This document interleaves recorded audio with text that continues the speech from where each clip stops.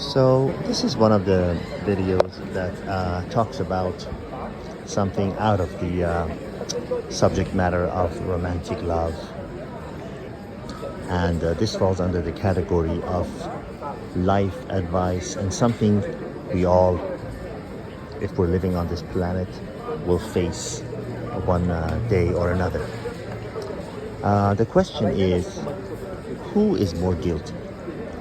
A wealthy, highly paid CEO of let's say, a pharmaceutical company who knowingly introduces let's say, a drug that not only doesn't really help people in the area that it is supposed to help, but also has a vast number of side effects that people are not fully aware of. And the bottom line purpose, as always, is follow the gold, money. On one hand, you got this guy. On the other hand, you got a struggling taxi driver that you run into when traveling. And instead of taking you to your destination and charging you $5, he goes around the block and deliberately turns left and right and goes straight and pretends like he's lost and whatever, and ends up charging you $15. So triple the amount.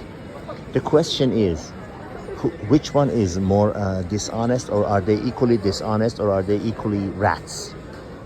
There are many people who have come on this thread and they say, oh, all rich people are evil, all rich people are guilty, and all rich people stole money to get there, whatever. Something I absolutely do not believe in, because I personally know people that started from below zero, meaning they had to borrow money, and they got to places where 90%, 98% of the population of the earth doesn't get to. But the question is, do you think that the first guy, this wealthy CEO of a pharmaceutical company or any company who's clearly dishonest and deliberately deceiving people, do you think that he is more of a garbage person than the taxi driver who cheats you for a nominal amount of money? And before you answer, the question is, if this is a very big if that taxi driver was placed somehow in the position of that CEO, do you think that he would be somehow transformed into a more honest person? Well, we have actually one famous example of this. When Hugo Chavez, the communist leader of Venezuela, got cancer and died, before he died, he basically handpicked his successor, who was Mr. Maduro. Mr. Maduro was a lifelong bus driver. His qualifications begin and end with being a bus driver, there's nothing wrong with that. Now, does a bus driver know how to run an entire country? Probably not, but if you thought this world was fair, then I've got an oceanfront property in South Dakota that's ready to be handed over to you for free. Now, this guy, Mr. Maduro, has managed to stay in power in Venezuela by basically murdering and jailing anyone that is politically opposed to him, and paying off whoever he needs to pay off, the thugs, to help him stay in power, as dictators usually do. We got the same people now running the country of Iran for the past 44 years, basically religious thugs who used to charge equivalent of maybe $5 at the time, back in '79, before the revolution, to come and say some prayers when someone died or when someone was getting married and things like that. And now they are running the country with an annual revenue of $60-70 billion. And they are absolutely ruthless to the level of Hitler in staying in power. They easily murder and jail anyone who is opposed to them, and they label them enemies of God. So, what is my point in saying all this to you? If you thought that the struggling taxi driver, or the previous bus driver, or the thug murdering clergy that are running Iran right now for the past 44 years, if you think that they are more holy because they started at a low-level job than the CEO of a pharmaceutical company who is equally dishonest and equally garbage in my book, if you think that anyone who's operating at a higher level of dollar amount, a higher level of net worth, is somehow more guilty than the other, then you've got your priorities and you got your moral compass in the wrong place, and you, my friend, need to get it out.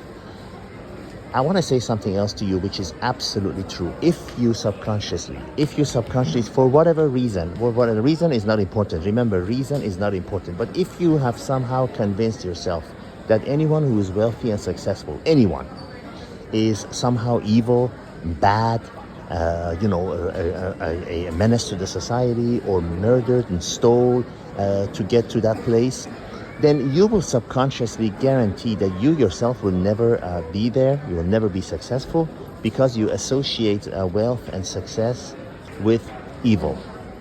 Now, what if I told you in closing that I know somebody who used to borrow money to sell ice cream on the side of the street in some poor country, and he borrowed money from family, friends, whoever the devil he could borrow money on, and expanded his business, and now he owns an ice cream factory as well as other things that sells to hotels and restaurants and other entertainment establishments in some 37 countries. He started from zero. He was not an educated man. He was not a rich man. His father was not rich. Nobody really helped him except people that lent him an equivalent of about $1,800 to start his business. Now he is one of the super wealthy people, probably net worth of about $600-700 million. So you think that he's evil? So before you make judgments on people, think twice, 3 and 4 times. And remember that taxi driver who's cheating you? You're in a new town, you're helpless, you don't know where you're going, you don't know the roads, you're all in his hands, and he's got all the power. The question is, if he had more power, would he cheat you more? In closing, I want to talk about the most unpleasant event that happened in the United States, and on September 2001, the New York terrorist incidents. If those terrorists had access to more deadly weapons, if they had access to more deadly bombs, more deadly missiles, they had, God forbid, nuclear weapons, do you think they would hesitate to use it? There's an old Eastern saying, again, as always, I revert back to these Eastern sayings that my mother and God bless her soul, and other people have said that somehow stuck to my mind just like it stuck in her mind.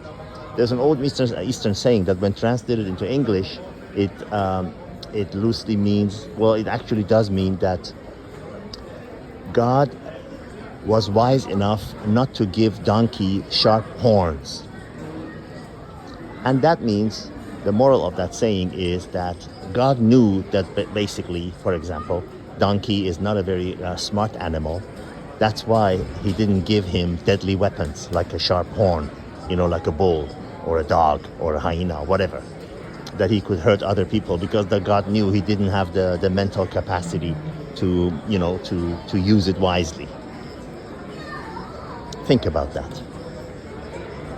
And while you're thinking about that, God be with you.